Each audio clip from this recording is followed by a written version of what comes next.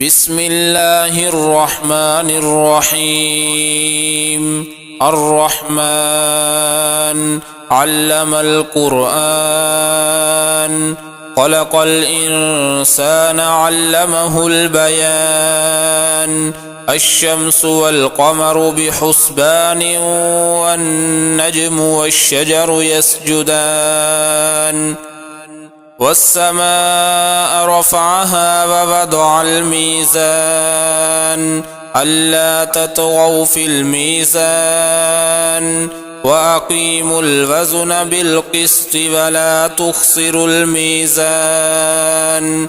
والأرض وضعها للأنام، فيها فاكهة والنخل ذات الأكمام، والحب ذو العصف والريحان. فبأي آلاء ربكما تكذبان؟ خلق الإنسان من صلصال كالفخار، وخلق الجان من مارج من نار. فبأي آلاء ربكما تكذبان؟ رب المشرقين ورب المغربين، فبأي آلاء ربكما تكذبان؟ مرج البحرين يلتقيان، بينهما برزخ لا يبغيان. فبأي آلاء ربكما تكذبان؟ يخرج منهما اللؤلؤ والمرجان. فبأي آلاء ربكما تكذبان؟ وله الجوار المنشآت في البحر كالأعلام. فبأي آلاء ربكما تكذبان؟ كل من عليها فان، ويبقى وجه ربك ذو الجلال والإكرام. فبأي آلاء ربكما تكذبان؟ يسأله من في السماوات والأرض، كل يوم هو في شأن. فبأي آلاء ربكما تكذبان؟ سنفرغ لكم أيها الثقلان. فبأي آلاء ربكما تكذبان؟ يا معشر الجن والإنس إن استطعتم أن تنفذوا من أقطار السماوات والأرض فانفذوا، لا تنفذون إلا بسلطان. فبأي آلاء ربكما تكذبان؟ يرسل عليكما شواظ من نار ونحاس فلا تنتصران. فبأي آلاء ربكما تكذبان؟ فإذا انشقت السماء فكانت وردة كالدهان. فبأي آلاء ربكما تكذبان؟ فيومئذ لا يسأل عن ذنبه إنس ولا جان.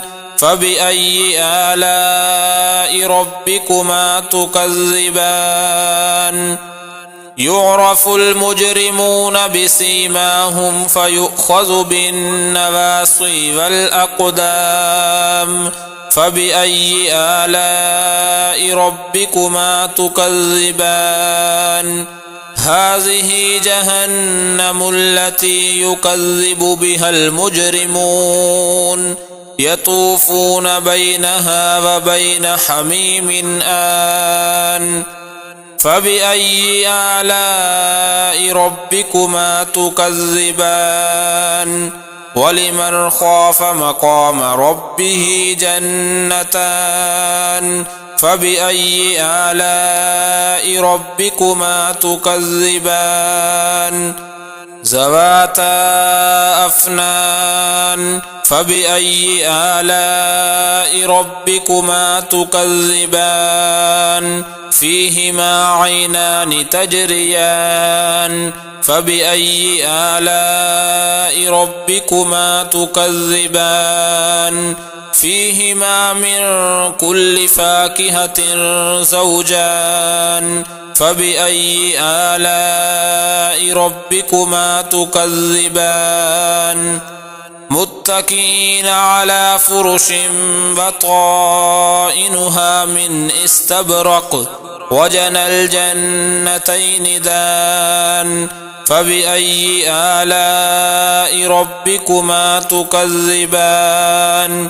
فيهن قاصرات الطرف لم يطمثهن إنس قبلهم ولا جان فبأي آلاء ربكما تكذبان كأنهن الياقوت والمرجان فبأي آلاء ربكما تكذبان هل جزاء الإحسان إلا الإحسان فبأي آلاء ربكما تكذبان ومن دونهما جنتان فبأي آلاء ربكما تكذبان مدهامتان فبأي آلاء ربكما تكذبان